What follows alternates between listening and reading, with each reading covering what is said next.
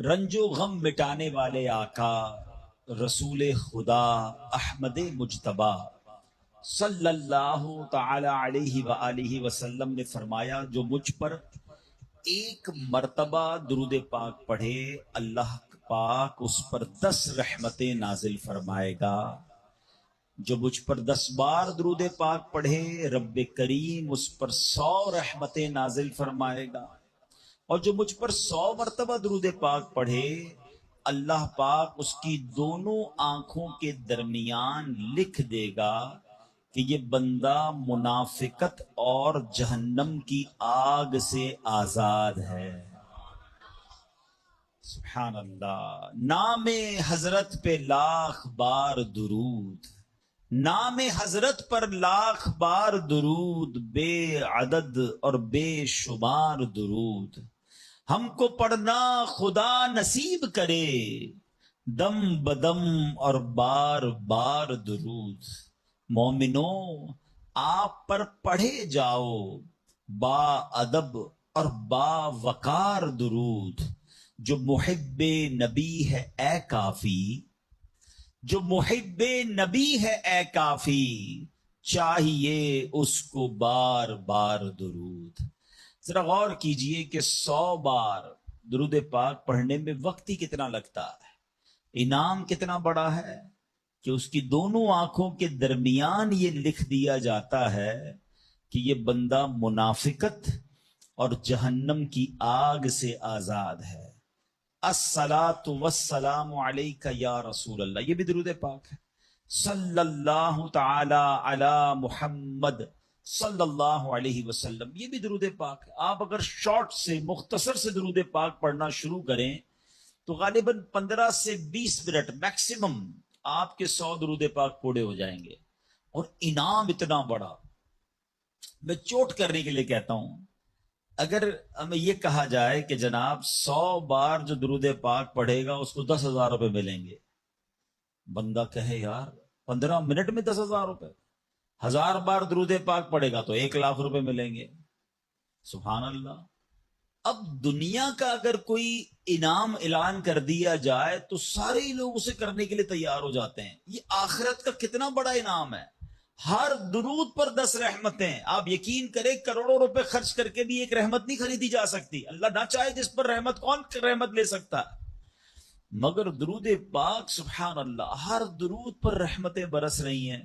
اس وقت جو حالات چل رہے ہیں، معاملات چل رہے ہیں، ہم سب چاہتے ہیں ہماری بھی حفاظت رہے، ہمارے بچوں کی، ہمارے کاروبار کی، ہمارے گھر بار کی حفاظت رہے، ہم سفر پر جائیں تو خیر سے جائیں، واپس بھی خیر سے آئیں۔ تو سبحان اللہ، مجھے بتائیے جس پر رحمت الہی برستی رہے تو اس کی کیسی حفاظت ہو جائے گی؟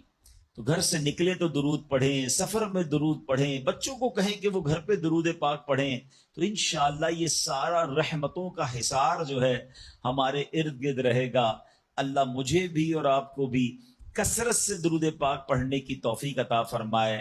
آئیے مل کر محبت کے ساتھ بآواز بلند درود پاک پڑھ لیں۔ صلو علی الحبیب صلی اللہ تعالی علی محمد صلی اللہ علیہ وسلم۔ نبی کی شان میں ہو جس قدر درود پڑھو، محبوں پاؤ گے جنت میں گھر درود پڑھو، 1000 درد کو یہ ایک دوا کفایت ہے، 1000 درد کو یہ ایک دوا کفایت ہے، جو پیش آئے ذرا بھی خطر درود پڑھو۔ ایک بار پھر درود پاک پڑھ لے۔ صلو علی الحبیب صلی اللہ تعالی علی محمد صلی اللہ علیہ وسلم۔ میرے پیارے اسلامی بھائیو، علامہ ابن حجر رحمت اللہ تعالی فرماتے ہیں درود پاک ایک نیکی نہیں ہے۔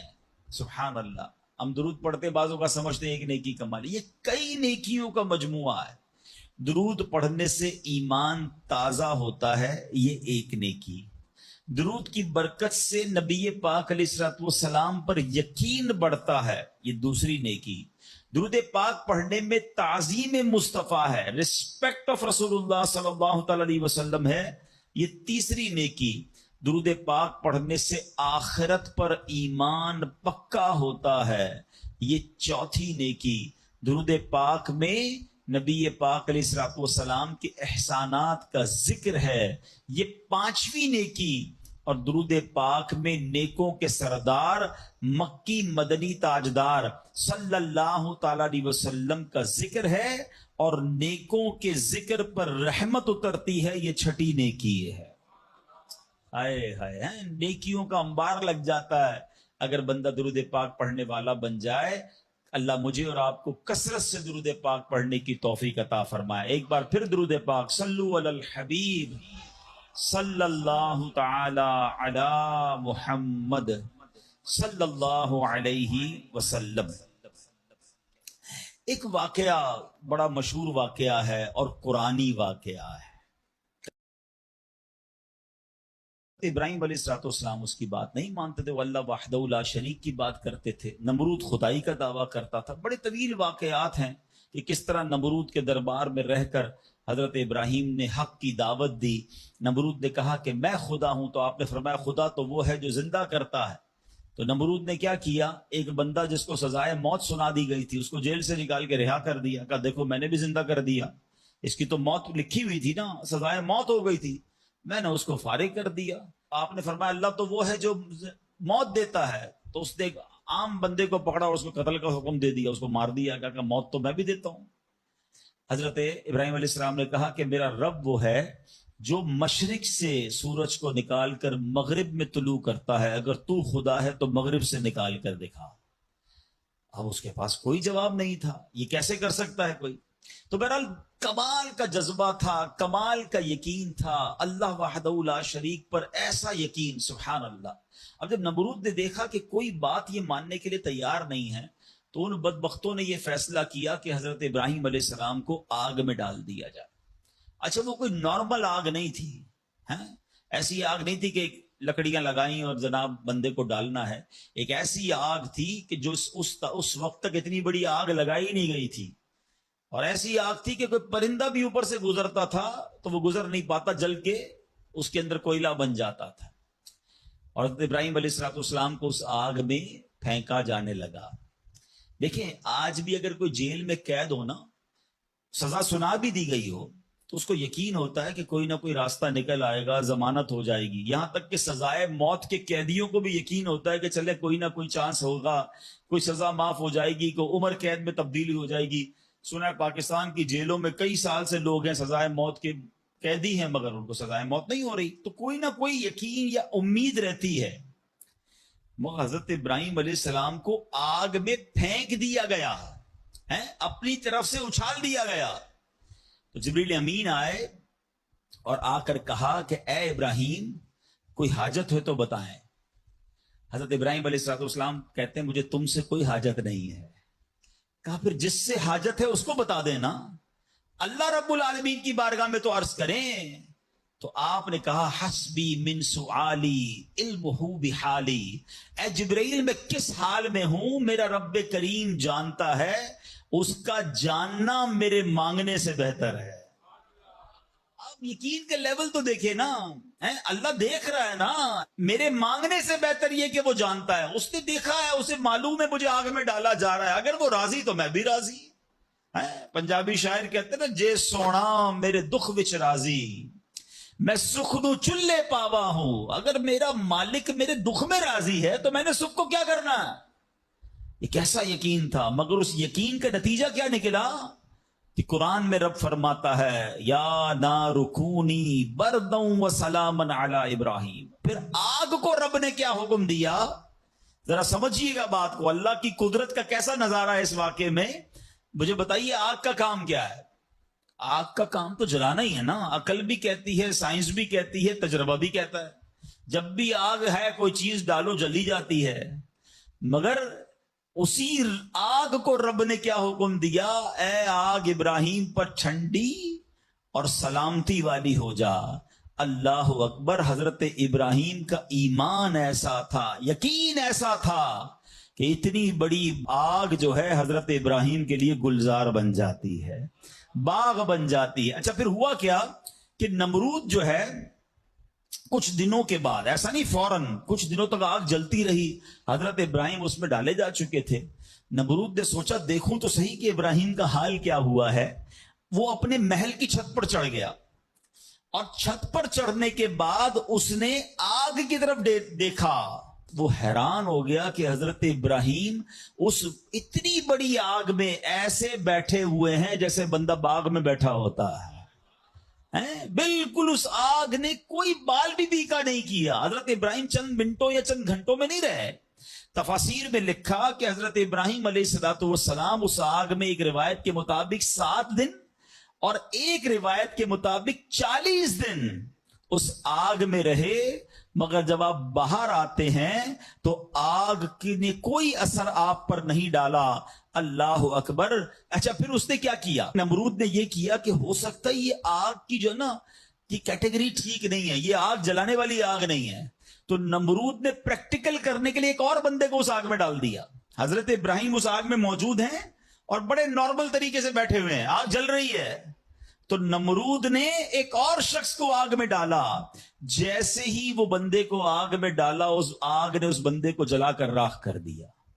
یعنی اس آگ کا کام جلانا تھا، مگر میرا رب جس کے لیے چاہے وہ آگ گلزار بن سکتی ہے. اللہ اکبر. آپ علیہ الصلوۃ والسلام کا جب یہ معجزہ لوگوں نے دیکھا تو کئی لوگ کلمہ پڑھ کر مسلمان ہو گئے.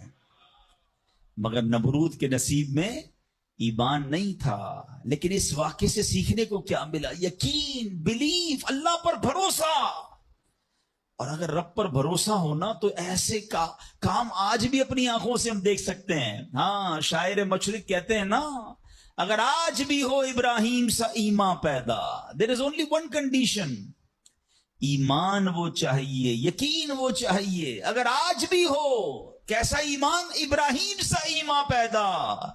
آگ کر سکتی ہے انداز گلستان پیدا. آج بھی غموں کی آگ باغ بنے گی، آج بھی آپ کی مشکلوں کی آگ باغ بنے گی. مگر پرابلم یہ کہ یہ بھروسہ کہاں ہے، وہ یقین کہاں ہے اللہ پر؟ ڈگمگا گئے ہم لوگ، ہمارے یقین اور بھروسے ہل گئے ہیں. اللہ اکبر. آئیے ایک اور واقعہ سنتے. حضرت ابو مسلم خولانی رحمت اللہ تعالی علیہ، ان کو امت کا حکیم کہا جاتا تھا. بڑے کمال کی شخصیت اور بڑے عقل مند اور دانا تھے. آپ کے دور میں آپ یمن میں رہتے تھے اور آپ تابعی بزرگ ہیں. تابعی کس کو کہتے ہیں؟ جس نے کسی صحابی کو ایمان کی حالت میں دیکھا ہو اور اس کا خاتمہ بھی ایمان پر ہی ہوا ہو. تابعی، سبحان اللہ. وہ تابعی بزرگ تھے، یمن میں رہتے تھے. آپ کے دور میں ایک شخص تھا اسود انسی. اس بندے نے معاذ اللہ نبوت کا جھوٹا دعویٰ کر دیا اور ایک دن زبردستی آپ کو اپنے پاس بلایا اور پوچھا کہ کیا تم گواہی دیتے ہو کہ محمد صلی اللہ تعالی علیہ وسلم اللہ کے رسول ہیں؟ کہا ہاں بالکل، میرے آقا علیہ السلام اللہ کے نبی ہیں، سچے نبی ہیں، وہ میرے آقا ہیں، میں ان پر ایمان رکھتا ہوں. تو پھر وہ کہتا اچھا یہ گواہی دیتے ہو کہ میں بھی اللہ کا رسول ہوں؟ حضرت ابو مسلم خولانی کہتے ہیں کہ میں نے نہیں سنا تم کیا کہتے ہو، یعنی سنا ہی نہیں اس کی بات، سنی انسنی کر دی. اسود انسی کو بڑا غصہ آیا. اس نے فوراً حکم جاری کیا کہ بڑی اور خوفناک آگ جلائی جائے. آگ جلائی گئی. ابو مسلم رحمت اللہ تعالی کو اس دہکتی آگ میں ڈال دیا جائے، حکم دے دیا. آپ کا ایمان ٹس سے مس نہیں ہوا، آپ کھڑے رہے اور آپ کو اٹھا کر آگ میں ڈال دیا گیا. سبحان اللہ. جس رب نے حضرت ابراہیم کے لیے آگ کو ٹھنڈا کیا تھا نا، گلزار کیا تھا، ابو مسلم خولانی رحمت اللہ تعالی کے لیے بھی وہ آگ سلامتی والی ہو گئی. بالکل صحیح سلامت آگ سے باہر آ گئے.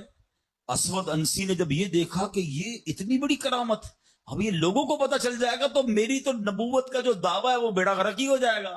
تو ان کو آزاد بھی کر دیا اور کہا کہ فوراً یہاں سے آپ چلے جائیں. تو آپ کو یمن سے نکال دیا. آپ یمن سے نکلے اور مدینہ منورہ حاضر ہو گئے. غلامی میں نہ کام آتی ہے شمشیریں نہ تدبیریں. غلامی میں نہ کام آتی ہیں نہ شمشیریں نہ تدبیریں. جو ہو ذوق یقین پیدا تو کٹ جاتی ہیں زنجیریں. کوئی اندازہ کر سکتا ہے اس کے زور بازو کا، نگاہ مرد مومن سے بدل جاتی ہے تقدیر. بات یقین کی ہے، بات ایسے کس کو کہتے ہیں، ایمان کی ہے۔ آج تو پرابلم یہ ہے، آج ہمیں کوئی سوال کر دیں ہم ٹینشن میں آ جاتے ہیں کہ واقعی اس بات کی دلیل کیا۔ اپنے ایمان کے بارے میں لوگ تذبذب کا شکار ہو جاتے ہیں، اللہ ایک ہے، اللہ واقعی موجود ہے، اللہ کہاں ہے، معاذ اللہ، ایسے ایسے سوال لوگ کر دیتے ہیں۔ اور چونکہ مطالعہ ہوتا نہیں ہے، علماء کی صحبت ہے نہیں، آپ سمجھیے بات کو، اس وقت جو ماحول ہے اپنے بچوں کے ایمان کی حفاظت کی فکر کرنے کا دور ہے۔ ہمیں پتہ ہونا چاہیے ہمارا ایمان کیا ہے، اللہ کے بارے میں، رسول کے بارے میں، فرشتوں کے بارے میں، قیامت کے بارے میں، جنت دوزخ، ہم کیا ایمان رکھتے ہیں اور اس کی ڈیٹیل کیا ہے۔ مسلمانوں کو اسلام کے بارے میں پتہ ہی کچھ نہیں ہے، اور اچھا جنہوں نے ایمان پر حملہ کرنا ہے ان کو سب پتا ہے، ان کو پتا ہے ان کو کیسے بہکانا ہے، ان کو پتا ہے ان کے دل میں شک کی پن کیسے چبونی ہے۔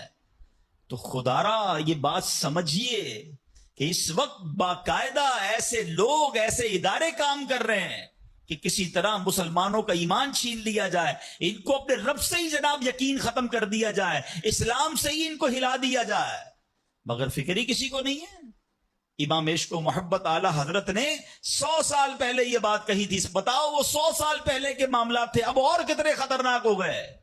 آپ نے لکھا تھا سونا جنگل رات اندھیری، چھائی بدلی کالی ہے، سونے والو جاگتے رہیو چوروں کی رکھوالی ہے۔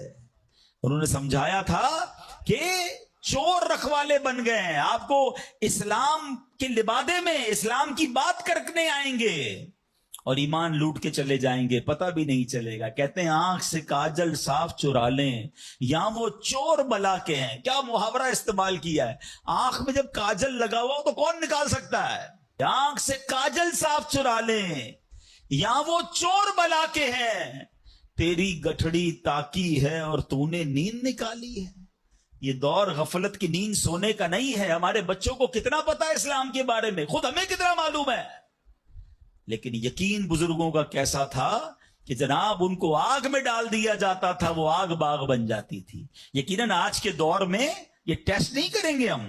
اب یہ بھی نہ ہو کہ جناب کوئی کہے چلو جناب اسلام یقین جو ہے میرا، اسلام حق پر ہے کہ نہیں، آگ میں جاتا ہوں، آگ نہیں جلائے گی مجھے۔ پہلا ایسے یقین بھی تو لائے نا۔ یہ امتحان اور ٹیسٹ کرنا ہمارا کام نہیں، یہ اللہ والوں کا انداز ہوتا تھا۔ بڑی خوبصورت بات سمجھیے گا کہ ہمیں کس طرح اللہ پر بھروسہ رکھنا ہے۔ ایک شخص نے حضرت عیسیٰ سے کہا آپ اللہ پر کامل بھروسہ کرتے ہیں؟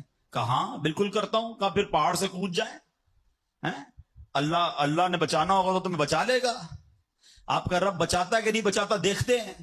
کیا خوبصورت جواب دیا حضرت عیسیٰ علیہ السلام نے۔ آپ فرماتے ہیں اللہ پر بھروسہ ضرور رکھتا ہوں مگر اللہ کا امتحان نہیں لیتا ہوں۔ تو یہ بھی بات سمجھنے والی ہے، اس طرح کے ٹیسٹ نہیں لیے جاتے اپنے آپ پر، مگر ان واقعات سے سیکھنا کیا ہے کہ یقین کیسا ہونا چاہیے، رب کے فیصلوں پر اطمینان کیسا ہونا چاہیے۔ سبحان اللہ۔ انہی حضرت ابراہیم علیہ السلام کا ایک اور واقعہ ہے نا، ایک قافلہ تھا، 3 افراد ہیں، بلکہ اس میں سبحان اللہ 4 افراد ہیں، حضرت ابراہیم، حضرت اسماعیل، بی بی حاجرہ، اور چوتھے کون تھے؟ حضرت جبرائیل۔ حضرت جبرائیل راستہ بتا رہے ہیں، یہ پورا قافلہ پیچھے پیچھے جا رہا ہے۔ کہاں جا رہا ہے؟ حضرت جبرائیل سے حضرت ابراہیم کو اتنا شوق تھا، پوچھتے ہیں اے جبرائیل ہماری منزل آ گئی؟ کہتے ہیں بھی اور آگے ہے۔ ہماری منزل آ گئی؟ کہتے ہیں بھی اور آگے ہے۔ لکو دک صحرا میں ایک ٹیلے پر جا کر، کون سی جگہ تھی جہاں آج مکہ آباد ہے؟ کچھ بھی نہیں تھا، کعبہ بھی نہیں تھا، اسی ٹیلے والی جگہ پر بعد میں کعبہ بنایا گیا۔ بالکل صحرا ہے، نہ پانی ہے نہ کھانا ہے۔ حضرت جبرائیل نے بتایا اے ابراہیم تمہارا مقام آ گیا ہے۔ حضرت ابراہیم کی اطاعت دیکھیں کہ وہ بیٹا جو 99 سال کی عمر میں دعاؤں کے بعد ملا ہے، حضرت اسماعیل آپ کو 99 سال دعا کرتے کرتے گزر گئے، پھر ملے تھے، مگر حکم کیا تھا کہ اپنے بیٹے کو، اپنی زوجہ کو وہاں چھوڑ آؤ۔ حضرت ابراہیم اپنی زوجہ کو، اپنے بیٹے کو جب چھوڑ کر جاتے، تھوڑے سے کھجورے ہیں، پانی ہے، تو بی بی حاجرہ کیا کہتی ہیں؟ 3 بار کہا کہ ابراہیم کس کے سہارے چھوڑے جا رہے ہیں، کس کے سہارے چھوڑے جا رہے ہیں؟ حضرت ابراہیم نے جواب نہیں دیا، تو آخر میں کہتی اللہ امرک بہذا، اے اللہ کے نبی، کیا اللہ پاک نے آپ کو اس کا حکم دیا ہے؟ آپ نے کہا مجھے رب نے حکم دیا ہے. اب یقین دیکھیں اس خاتون کا, اس ماں کا یقین دیکھیں جس کا چھوٹا بچہ ساتھ ہے, دودھ پیتا بچہ ساتھ ہے, نہ کوئی انسان نہ پرندہ. مگر جب حضرت ابراہیم نے کہا نا کہ ہاں رب کا حکم ہے, تو کیا کہا, اے اللہ پاک کے نبی, اگر یہ اللہ پاک کا حکم ہے تو پھر آپ خیر سے جائیں, اللہ ہمیں ضائع نہیں کرے گا. رب کا حکم ہے نا, پھر کھانا بھی اسی نے دینا ہے, پانی بھی اس نے دینا ہے, ہماری حفاظت بھی اسی نے کرنی ہے. اے ہائے یقین کیسا تھا کہ وہ رب رحمان قدرتوں والا ہے. اللہ وہ ہے جو مردے سے زندہ نکال سکتا ہے. اللہ وہ ہے جو دن سے رات کو بناتا ہے, رات سے دن کو بناتا ہے. اللہ پاک وہ ہے جو بنجر زمین کو سرسبز و شاداب بنا دیتا ہے. یہ وہی رب ہے جو صحرا سے چشمے نکال دیتا ہے. اللہ پر یقین تھا کہ اگر پانی نہیں تو کیا ہوا, پانی بھی اسی کی نعمت ہے, وہی عطا فرمانے والا ہے. ارے یہاں کھانا نہیں تو کیا ہوا, رزق دینے والا تو موجود ہے. سبحان اللہ. اور ایسا ہی ہوا, کہا آپ خیر سے جائیے, اللہ ہمیں ضائع نہیں کرے گا. کیا خوبصورت شعر ہے نا, یقین مثل خلیل آتش نشینی, یقین مثل خلیل آتش نشینی, یقین اللہ مستی خود گزینی, سن اے تہذیب حاضر کے گرفتار, غلامی سے بدتر ہے بے یقینی. کیا ترجمہ ہوا اس کا, اس کا معنی کیا ہوا؟ یقین کیا ہے؟ حضرت ابراہیم کی طرح بے خطر بغیر ڈرے آگ میں کود جانے کا نام یقین ہے. یقین کیا ہے؟ محبت الہی میں غرق ہو جانا اور اپنے آپ کی اصلاح میں لگ جانا یقین ہے. ایک بڑا پیارا واقعہ ہے. ایک گاؤں میں بارش نہیں ہو رہی تھی اور لوگ پیاسے مر رہے تھے. کئی سال ہو گئے بارش نہیں ہو رہی تھی. آخر کار گاؤں والوں نے پلان کیا کہ سارے گاؤں والے جمع ہوتے ہیں اور مل کر دعا کرتے ہیں, نماز استسقاء, اور اس کا ایک پورا طریقہ ہے دعا کا. ایک قطرہ بارش کا نہیں پڑ رہا تھا, مویشی بھی پیاسے, لوگ بھی پیاسے, کنویں بھی سوکھ گئے تھے. اب جب گراؤنڈ میں لوگ جمع ہوئے نا, تو ایک نوجوان ہاتھ میں چھتری لے کر آیا. لوگ اس کا مذاق اڑانے لگے, ارے اللہ کے بندے, سالوں ہو گئے بارش نہیں ہوئی ہیں, تم چھتری لے کر آئے ہو. تو کہتا مانگنے کس سے آیا ہوں, اس رب نے بارش تو دینی ہے, واپسی کیا بھیگتا ہوا جاؤں گا. اور علماء کہتے ہیں جب دعا شروع ہوتی ہے تو اتنی بارش ہوتی ہے کہ پورا گاؤں بھیگتا جاتا ہے, وہ نوجوان چھتری کے سائے میں جا رہا ہے. فرمایا یہ اس نوجوان کا یقین تھا جس کی وجہ سے یہ بارش ہوئی ہے. کاش یہ بات سمجھ آ جائے. ارے رب پر بھروسہ نہیں کرو گے تو کس پر بھروسہ کرو گے؟ اپنے دین پر, اللہ رسول کے فرمان پر ہی ہمیں بھروسہ نہیں ہے. غور کیجئے, یہ یقین لے آؤ واپس, زندگی میں موج آ جائے گا. زندگی اتنی پرسکون ہو جانی ہے اگر اللہ کے فیصلوں پر یقین آ جائے, اللہ کی عطاؤں پر یقین ہو جائے, آخرت کے وعدوں پر یقین ہو جائے, نبی پاک کی حدیثوں پر یقین ہو جائے. اعلیٰ حضرت رحمت اللہ تعالی علیہ کا کیسا یقین تھا. ایک بار غالباً اپنی والدہ کے ساتھ حج پر جا رہے تھے. اس زمانے میں پانی کے شپ جاتے تھے. اتنا زبردست رف سی ہو گیا, طوفان آ گیا, لوگ ڈر گئے, کلمے پڑھنے لگے, یہاں تک کہ لوگوں نے کفن نکال لی ہے کہ چلو کفن پہن لے, ڈوبنے والا ہے جہاز. اعلیٰ حضرت امام اہل سنت مفتی ہیں, ٹھیک ہے نا, اتنے بڑے مفتی ہوتے ہوئے نے اپنی والدہ کو کہا میں اللہ کی قسم کھا کر کہتا ہوں جہاز نہیں ڈوبے گا. تھوڑی دیر ہوئی تو ایسا ہی ہوا, جہاز کو کام ڈاؤن ہو گیا, سب خیر سے پہنچ گئے. تو ماں نے کہا بیٹا اتنی بڑی قسم کیسے کھا لی تم نے؟ کہ میں نے نبی پاک علیہ السلام کا فرمان سنا ہے, جو کشتی میں بیٹھ کر یہ دعا پڑھ لے, بسم اللہ مجریہا و مرساہا ان ربی لغفور الرحیم, وہ کشتی نہیں ڈوبے گی. میں اللہ کی قسم کھا کے کہتا ہوں کہ میرے نبی نے فرمایا نا, وہ یقین تھا. ہم کتنی بار دعا پڑھتے ہیں مگر دعا پڑھ کے بھی کہتے ہیں پتہ نہیں قبول ہوگی نہیں ہوگی, پڑھ لیتے ہیں. یہ والی چیز نکال دیں. وظیفے ہمارے کیوں نہیں لگتے؟ لوگ کہتے ہیں وظیفہ پڑھ رہا ہوں مسئلہ نہیں ہو رہا, تعویذ لیا پھر بھی مسئلہ. تعویذ پہنتے وقت بھی خیال ہی ہوتا ہے چلو یار پہن لیتے ہیں, پتہ نہیں ہونا ہے نہیں ہو تو کچھ نہیں ہونا. وظیفہ پڑھ رہے ہیں اور کہہ رہے پتہ نہیں ہوتا. پہلے یقین لائیں. اچھا ڈاکٹر بھی یہی کہتے ہیں, یہ صرف اب یہ وظائف اور ان چیزوں میں نہیں, آپ اگر ڈاکٹر پر بھی یقین نہ رکھیں نا کہ یار اس کی دوائی پتہ نہیں کام کرتی ہے نہیں کرتی, کیونکہ بہت ساری چیزوں کے پیچھے یقین, ول پاور. بڑا خوبصورت جملہ میں نے کتاب میں پڑھا تھا, کہ جو لوگ کہتے ہیں یہ ہو جائے گا ان سے ہو جاتا ہے، جو لوگ کہتے ہیں یہ نہیں ہوگا ان سے نہیں ہوتا ہے۔ کاش یہ بات سمجھ آ جائے آپ کو، ہو جائے گا، اب کر لو گے۔ بڑے بڑے کام لوگ کر جاتے ہیں، میں کر لوں گا انشاءاللہ، پتہ نہیں ہوگا نہیں ہوگا، ٹرائی کر لیتا ہوں، پہلے ہی سمجھ لو نہیں ہوگا۔ اندر حوصلہ تو لائیں نا، یقین تو لائیں۔ اگر رب پر ہی بھروسہ نہیں ہوگا تو ہم کدھر جائیں گے؟ اب ذرا سنیے گا، امیر اہل سنت نے ایک بڑا پیارا واقعہ اپنے رسالے میں لکھا کہ ایک ڈاکوؤں کا گروہ جو تھا ڈکیتی کے لیے ایک جگہ پہنچا، تو وہاں کھجور کے 3 درخت تھے۔ ایک درخت خشک تھا، یعنی اس میں پھل نہیں لگے ہوئے تھے، دوسرا درخت پھلدار تھا۔ تو ڈاکوؤں کا سردار نے دیکھا کہ ایک چڑیا جو ہے وہ پھلدار درخت سے اڑتی ہے، خشک درخت پر جاتی ہے، واپس پھلدار درخت پہ آتی ہے، پھر خشک درخت پر جاتی ہے۔ تو اس نے کہا چکر لگائی جا رہی ہے، کوئی ماجرا ہے۔ تو اس نے غور سے دیکھا تو کیا دیکھا کہ وہ چڑیا جو ہے وہ پھلدار درخت سے جو ہے وہ کھجور لیتی ہے، اور جب خشک درخت پر جاتی ہے تو وہاں ایک اندھا سانپ منہ کھولے بیٹھا ہے، وہ چڑیا جا کر اس کے منہ میں کھجور ڈال کے آتی ہے، پھر دوبارہ جاتی ہے کھجور لا کر پھر اس سانپ کے منہ میں ڈالتی ہے۔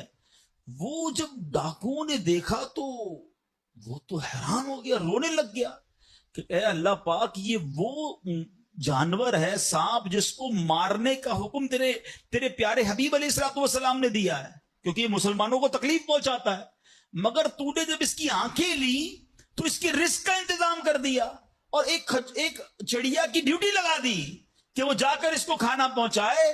تو میں تو اشرف المخلوقات ہوں، میں تیرے بندوں کو لوٹ رہا ہوں، اے اللہ تو میری توبہ قبول فرما، میں آئندہ ایسا نہیں کروں گا۔ یہ رونے لگا، اب یہ سوچ رہا ہے، سبحان اللہ۔ تو اللہ اکبر، غیب سے آواز آئی کہ اے فلاں، میری توبہ کا دروازہ کھلا ہوا ہے۔ ڈاکو کہتا ہے یا اللہ میں نے توبہ کی۔ پھر غیب سے آواز آئی ہم نے تیری توبہ قبول کر لی۔ اچھا، جب اس نے توبہ کی تو اس کے سارے ساتھی سن رہے تھے کہ سردار آپ نے توبہ کی، ہم نے بھی توبہ کی۔ کہا سوچو تو صحیح، ہم ڈکیتی کر رہے ہیں، ہم چوری کر رہے ہیں، رب جب اس اندھے سانپ کو روزی دے گا تو ہمیں کیوں نہیں دے گا؟ ہم اللہ کی قدرت پر یقین کیوں نہ رکھیں؟ سب نے توبہ کر لی۔ اب جب توبہ کر لی تو انہوں نے کہا کہ اب ایسا کرتے ہیں کہ حج کو چلتے ہیں۔ سارا قافلہ بنا کر ڈاکوؤں کا قافلہ توبہ کر کے چلا حج کرنے کو۔ جب مکہ پاک کے قریب پہنچے نا تو وہاں ایک نابینا بڑھیا تھی، وہ ہر قافلے والے سے اس ڈاکوؤں کے سردار کا نام لے کے پوچھتی تھی وہ بندہ آیا تو ڈاکوؤں کا جب قافلہ ہے تو کہا میں ہی تو وہ ہوں۔ تو کہا یہ میرے کپڑے تمہارے لیے ہیں۔ بولا آپ مجھے کپڑے کیوں دے رہی ہیں؟ کہا میرا ایک بیٹا تھا، اور وہ بیٹا جو ہے اس کے کچھ دن پہلے، بڑا نیک بیٹا تھا میرا، کچھ دن پہلے اس بیٹے کا انتقال ہوا ہے، یہ اسی کے کپڑے ہیں۔ 3 دن سے مسلسل نبی پاک علیہ الصلوۃ والسلام میرے خواب میں تشریف لا رہے ہیں اور فرما رہے ہیں کہ اس نام کا بندہ آئے گا، اس کو یہ کپڑے دے دینا۔ ہائے ہائے، ذرا سوچو تو صحیح، جب رب توبہ قبول کرتا ہے تو مرتبے کیسے بڑھا دیتا ہے۔ کاش یہ بات سمجھ آ جائے۔ اللہ سے بندہ جب دوستی کر لیتا ہے نا، اللہ پچھلے گناہ معاف فرما دیتا ہے، بلکہ اللہ راضی ہو جائے تو گناہوں کو نیکیوں میں بدل دیتا ہے۔ مگر کیسے اس ڈاکو کو توبہ نصیب ہوئی؟ یقین۔ کاش حرام کمانے والا، سود کا کام کرنے والا، کاش رشوت لینے والا، ڈاکہ ڈالنے والا، چوری کرنے والا یہ سوچے کہ میں کیوں کر رہا ہوں، ملاوٹ کرنے والا سوچے اللہ پر بھروسہ تو رکھو یار، رب نے میرا نصیب لکھا ہوا، جو میرے نصیب میں مجھے مل کر رہے گا۔ کاش یہ بات سمجھ آ جائے۔ صدیق اکبر رضی اللہ تعالیٰ مسلمانوں کے پہلے خلیفہ، جب آپ نے یہ آیت پڑھی نا قرآن پاک میں، اللہ ارشاد فرماتا ہے وَمَا مِن دَابَّةٍ فِي الْأَرْضِ إِلَّا عَلَى اللَّهِ رِزْقُهَا، اللہ فرماتا ہے اور زمین پر چلنے والا کوئی جاندار ایسا نہیں جس کا رزق اللہ کے ذمہ کرم پر نہ ہو۔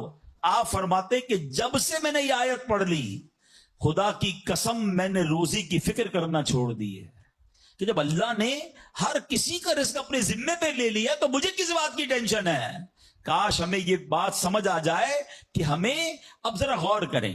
ابھی یہ اجتماع ختم ہوگا، اگر میں آپ سب کو کہوں کہ بتائیں آپ کے لیے کیا دعا کروانی ہے، تو تقریباً 70-80% لوگوں نے پتہ کیا کہنا ہے، حضور روزی میں برکت کی دعا کر دیں، کاروبار میں برکت کی دعا کر دیں، نوکری نہیں لگ رہی اس کی دعا کر دیں۔ میں نہیں کہتا یہ دعا نہیں کرنی چاہیے، اللہ سے نہیں مانگیں گے تو کس سے مانگیں گے؟ لیکن کوئی تو کہے کہ میری ایمان پر موت کے لیے دعا کر دیں، میری قبر جنت کا باغ بن جائے اس کے لیے دعا کر دیں، میں آخرت میں جاؤں تو اللہ مجھ سے راضی ہو جائے اس کے لیے دعا کر دیں۔ فرق دیکھیں، میری اور آپ کی ٹینشن کیا ہے؟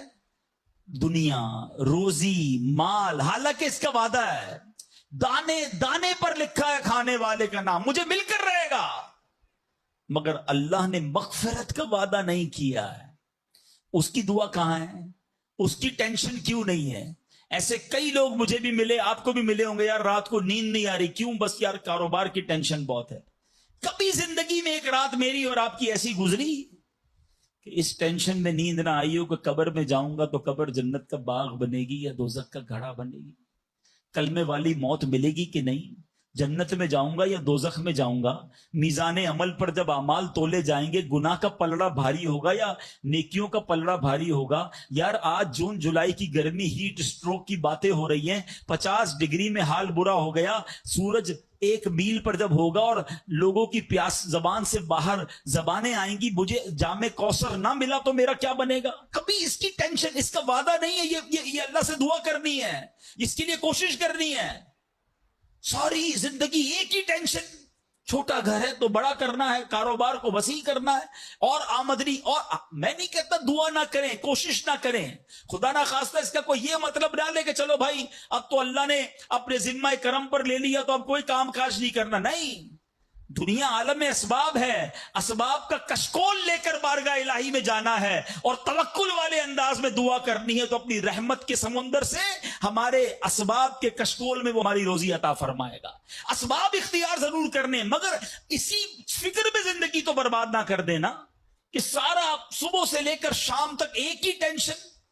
بھروسہ رکھے رب پر، یقین رکھے رب پر۔ آج حال یہ ہے، بچہ پیدا ہو جائے تو ٹینشن، او ہو اب میرا بچہ ہو گیا، اس کی آگے پرورش میں کیسے کروں گا، اس کی تعلیم کا کیا ہوگا، اور خاص طور پہ بچی پیدا ہو جائے تو ایسے بدبخت لوگ ہیں کہ اب جناب بیوی کو برا بھلا کہہ رہے ہیں، خاندان میں جھگڑے ہو رہے ہیں بچی کی پیدائش پر کہ اب اس کی شادی کیسے ہوگی، یہ تو بوجھ آ گئی ہے، معاذ اللہ۔ سمجھ نہیں آتی کہ جس رب نے بچی دی ہے انشاءاللہ رزق بھی وہی دے گا، اسباب بھی وہی دے گا۔ ارے جب اس نے مجھے پالا ہے وہ اس کو بھی پالے گا۔ کیا خوبصورت بات علماء نے لکھی، جو رب ہاتھی کو من اور چونٹی کو کن دے سکتا ہے وہ مجھے بھی میرا رزق عطا فرمائے گا۔ آپ ذرا سوچیں تو صحیح، کس کس کو رزق دیتا ہے؟ حدیث پاک کا مضمون ہے تم اللہ پر بھروسہ کرو، جیسا بھروسہ کرنے کا حق ہے وہ تمہیں ایسے روزی دے گا جیسے پرندوں کو روزی دیتا ہے۔ پرندوں کو سمجھتے کتنی کیسے روزی ملتی ہے؟ کبھی گھونسلے دیکھیں پرندوں کے؟ اچھا پہلے تو یہی نہیں پتا کراچی والوں کو تو پرندے دیکھنے کو نہیں ملتے، ہم نے درخت کاٹ کے پورا شہری کنکریٹ کا جنگل بنا دیا، ورنہ یہ پوچھے بزرگوں سے، ہم بھی چھوٹے تھے تتلیاں بھی دکھتی تھی، صبح مدرسے اسکول جاتے تھے تو کوئل کی آواز بھی آتی تھی، اب تو کراچی والوں کے ہارن کی آواز آتی ہے ہم کو۔ اب تو یہ پرندے بھی چلے گئے، کہاں چلے گئے؟ ہم نے درخت کاٹے، ہمیں نظر ہی نہیں کہ درخت ہے کیا۔ آج گاڑی پارک کرنے کے لیے ہر بندہ درخت کا سایہ ڈھونڈ رہا ہے مگر درخت لگاتا نہیں ہے۔ کاش یہ بات سمجھ آ جائے کہ جتنے درخت لگتے جائیں گے شہر یا ملک خوشگوار بھی ہوگا، موسم بھی کول ڈاؤن ہو جائے گا۔ یہ جو آج ہم کہتے ہیں نا اتنی گرمی بڑھتی جا رہی ہے، اس کی ایک بڑی وجہ یہ ہے، یہ میرا موضوع نہیں ہے، لیکن جو موسم کا تغیرات، کلائمیٹ ڈس آرڈر ہے، کاش یہ بات سمجھ آئے کہ پلانٹیشن نہیں ہم کر رہے، ہم پودے نہیں لگاتے بلکہ پودے کاٹ دیتے ہیں۔ کتنے درخت کاٹے، کتنے جنگل ختم کر دیے ہم نے۔ الحمدللہ دعوت اسلامی کا شعبہ FGRF، ہم اب پلانٹیشن ہم کرتے چلے جا رہے ہیں، 30 لاکھ پودے لگائے، مگر یہ تھوڑے ہیں۔ کاش میری یہ بات لوگ سن رہے ہوں کہ اگر آپ نے اپنے آنے والی نسلوں کو خوشگوار موسم دینا ہے، اچھے حالات دینے ہیں، ٹھنڈی چھاؤں دینی ہے، آکسیجن کی فیکٹریاں دینی ہیں، تو ہم سب کو کم از کم ایک ایک پودا لگانا چاہیے۔ 24 کروڑ پاکستانی سب صرف ایک ایک پودا لگائیں اور اس پودے کو درخت بنائیں، صرف پودے کو بچے کی طرح پالیں۔ آپ یقین کریں ہمارا ملک ایک پورا ملکی باغ بن جائے گا۔ تو اب ذرا سوچیں کہ ہمیں یہ بات سمجھنی ہے کہ یہ گھونسلے، یہ جو حدیث میں سنا رہا تھا، بات کہاں سے چلی کہ اللہ پرندوں کو کیسے رزق دیتا ہے۔ آپ کو پتا پرندے کتنے؟ ایک تحقیق کے مطابق اس دنیا میں جتنے انسان ہوتے ہیں نا ملٹی پلائی بائی 10 جانور ہوتے ہیں. اگر 800 کروڑ انسان ہیں, 8 ارب کے قریب آبادی ہو گئی دنیا کی, 800 کروڑ, 8 ارب, تو آپ سمجھو کہ 80 ارب جانور ہیں دنیا میں. اور کہا جاتا ہے ملٹی پلائی بائی 10 کریں اس کو تو اتنے پرندے ہوتے ہیں. یعنی اس کا مطلب 800 ارب کم و بیش پرندے ہیں دنیا میں. آپ نے پرندوں کے گھونسلے دیکھے کبھی کہ جب گھر سے صبح اڑتے ہیں نا اپنے گھونسلے سے, سب کے پیٹ خالی ہوتے ہیں, گھونسلے میں کوئی کبڈ نہیں ہوتی ہے, کوئی شام کا دوسرے دن کا چارہ نہیں ہوتا ہے, بچے چھوٹے چھوٹے چھوڑ کر جاتے ہیں. مگر یہ 800 ارب پرندے جب شام کو گھونسلے میں آتے ہیں, اللہ سب کو رزق دے چکا ہوتا ہے. کوئی پرندہ دنیا میں بھوکا نہیں سوتا. کیا خوبصورت بات, سمجھو اس کو اس کا مزہ لو نا.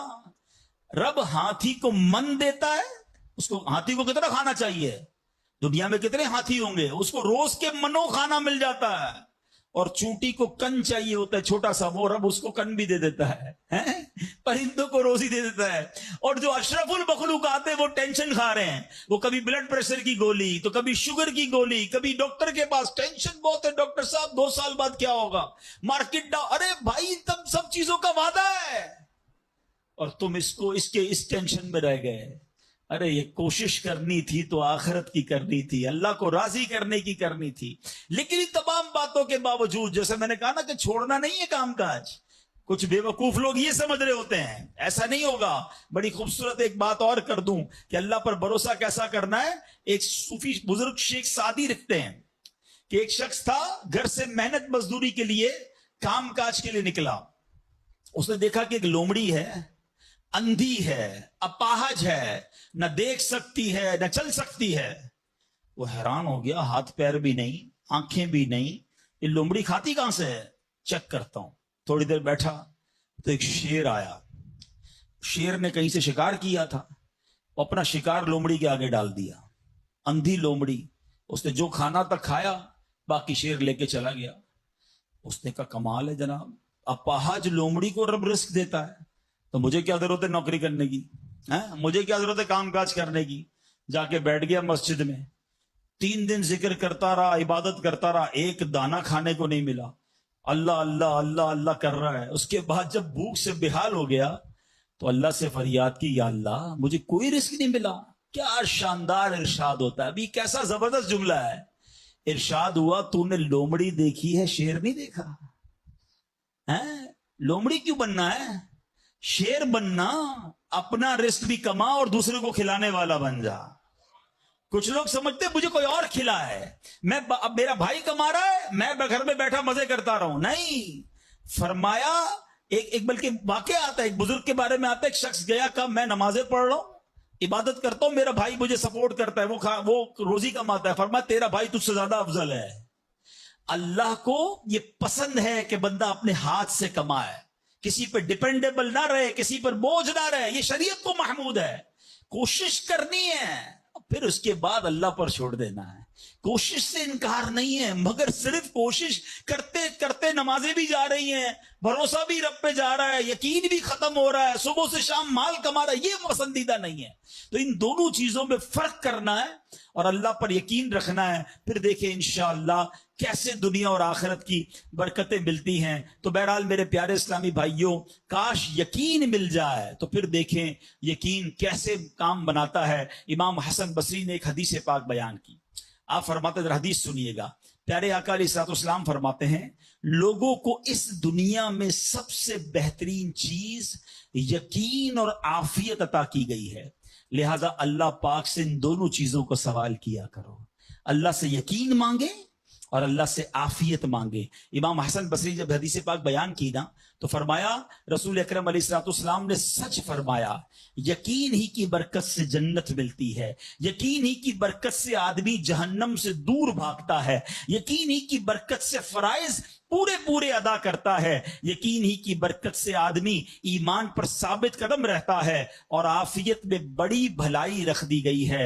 اے کاش ہمیں یقین ملے, ہمیں عافیت ملے. حدیث پاک میں آتا ہے, حدیث قدسی ہے, اللہ پر کیسا بھروسہ رکھنا ہے, انا عند ظن عبدی بی, میں اپنے بندے کے گمان کے نزدیک ہوتا ہوں جو مجھ سے رکھے. مفتی احمد یار خان نعیمی اس حدیث پاک کے تحت فرماتے ہیں یہاں عبد سے مراد بندہ مومن ہے، یعنی بندہ میرے بارے میں جیسا یقین رکھے گا میں ویسا ہی اس کے ساتھ معاملہ کروں گا.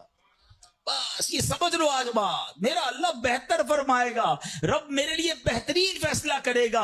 وہ مجھے پالنے والا ہے، میری ماں سے زیادہ چاہنے والا. یقین تو کرو نا اس پر.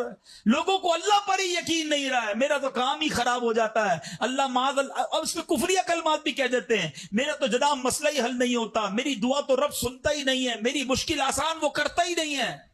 تم کھڑے نہیں ہو سکو گے. تم اللہ پر، اللہ سے بدگمان نہ رہنا. اللہ کرے کہ انسان یہ سمجھ جائے کہ مجھے رب پر اچھا گمان رکھنا ہے. شاعر کہتے ہیں نا، جو سوچتا ہوں وہی بات ہونے لگتی ہے.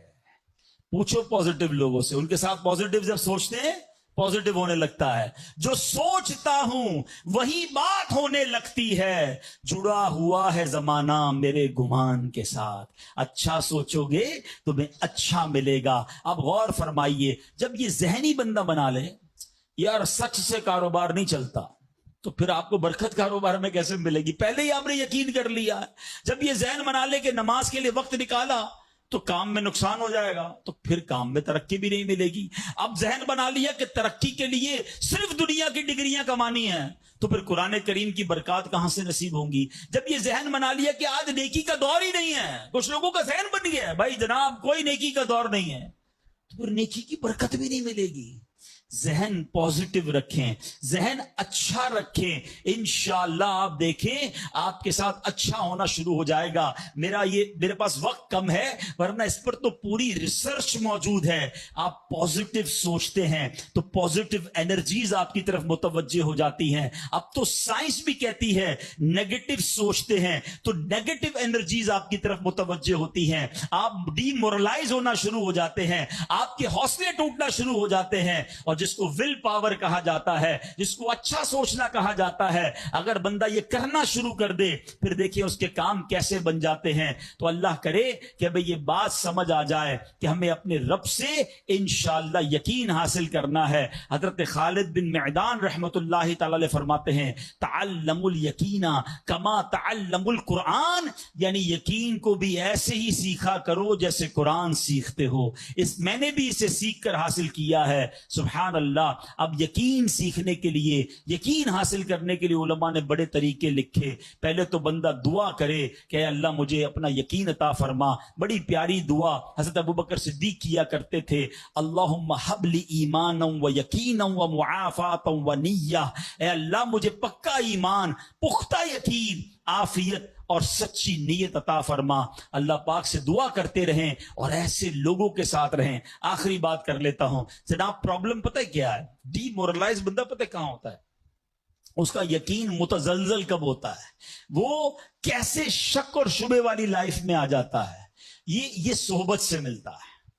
آپ جب اللہ پر پکا یقین کرنے والے لوگوں میں بیٹھتے ہیں نا، آپ کا یقین بھی بڑھنا شروع ہو جاتا ہے. یار اس کو اللہ پر کتنا بھروسہ ہے. بیمار ہے پھر بھی کہتا ہے میرا رب کریم ہے، پریشان ہے پھر بھی کہتا ہے اللہ کی رضا پر راضی ہوں، میرا رب سب ٹھیک کر دے گا. جب ایسے لوگوں کے ساتھ آپ بیٹھتے ہیں نا، آپ کا یقین توکل بھی مضبوط ہونا شروع ہو جاتا ہے، بندہ اسٹرانگ ہونا شروع ہو جاتا ہے. اور جب بندہ بیٹھتا اٹھتا ہی ایسے لوگوں میں ہے جو ہر وقت مایوسی کی باتیں کرتے ہیں، ہر وقت جناب آنے والے خطرات اور پریشانیوں کا ہی ذکر کرتے رہتے ہیں، ارے بھائی کچھ نہیں ہونا، سب برباد ہو گیا ہے، سب ختم ہو گیا. ان کے پاس جب بیٹھو ایسا لگتا ہے سب کچھ تباہ ہونے والا ہے.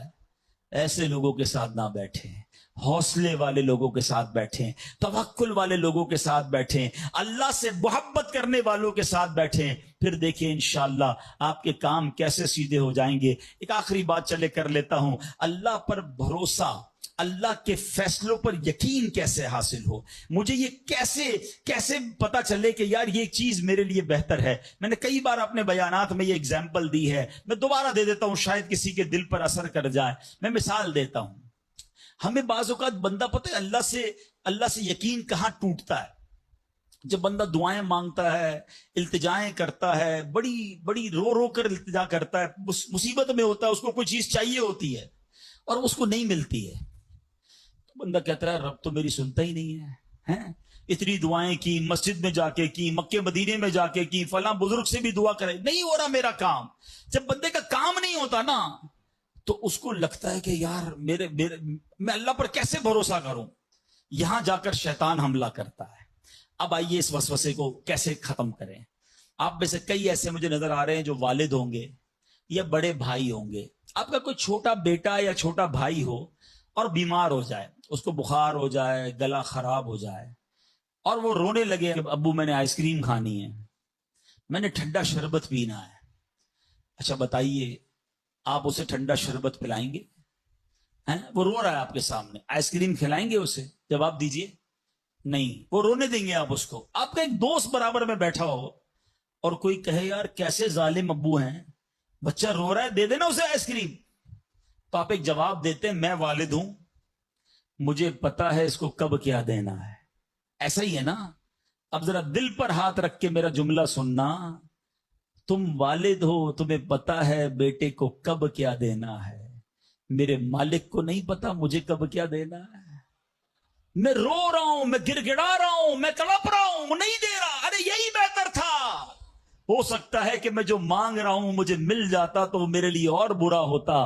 علماء کہتے کسی کا امیر ہونا اس کے لیے اچھا ہے، کیونکہ وہ غریب ہوگا تو وہ ایمان سے متزلزل ہو جائے گا۔ کسی کا غریب ہونا اس کے لیے اچھا ہے، کیونکہ اگر اسے مال دے دیا جائے گا تو اس کا ایمان چلا جائے گا، وہ غلط کاموں میں پڑ جائے گا۔ کسی کو اولاد دینا اس کے لیے اچھا ہے، اور کسی کو بے اولاد رکھنا اس کے لیے اچھا ہے۔ ہو سکتا ہے بیٹا ایسا ہونے والا ہو جو بڑا ہو کے باپ کو ہی مار کے گھر سے نکال دے۔ کیا ہم نے نہیں دیکھے ایسے واقعات؟ ایسی اولاد نہیں دیکھی جو ماں باپ کو قتل کر دیتی ہے؟ لوگ کہتے ہیں اس سے بہتر تو بچہ ہی نہ ہوتا۔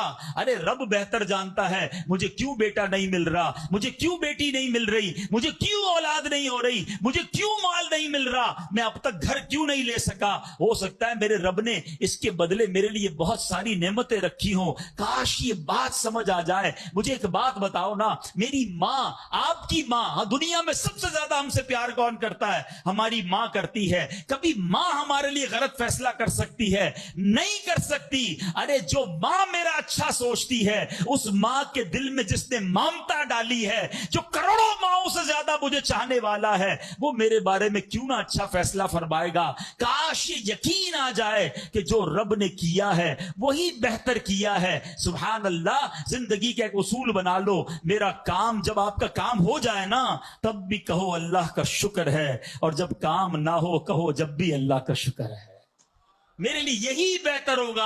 آپ مزے میں آ جاؤ گے، اللہ سے دوستی کر لو، اے میرے رب جو تو نے فیصلہ کیا میں اس پر راضی ہوں۔ آپ کسی ٹینشن میں نہیں رہو گے۔ ہمارا پرابلم پتہ ہے کیا ہے؟ ڈیفنس کے لوگوں جانتے ہیں، کبھی گزرتے ہوں گے نا ڈیفنس کی گلیوں سے، یار یہ پلاٹ بہت اچھا مل رہا تھا، 4 سال پہلے یہ ریٹ تھا، میں لے لیتا، آج تو کتنی پرائس ہو گئی، یار وہ گاڑی 1 مہینہ پہلے لینے والا تھا، نہیں لی، گورنمنٹ نے پرائس بڑھا دی، یار یہ فیکٹری میں پہلے خرید لیتا۔ اسی ٹینشن میں رہتے ہیں، یہ کر لیتا، وہ کر لیتا، ارے نہیں کیا، نہیں ہوا، وہی میرے لیے بہتر تھا۔ جو رب نے دیا وہی میرے لیے بہتر ہے۔ خدا کی قسم، جس دن اللہ پر بھروسہ سیکھ لیا، رب سے دوستی کر لی، رب کے فیصلوں پر اطمینان تمہیں حاصل ہو گیا، زندگی کے بہت سارے غم ختم ہو جائیں گے۔ جو بھی ہوگا وہ رب کی طرف سے ہے۔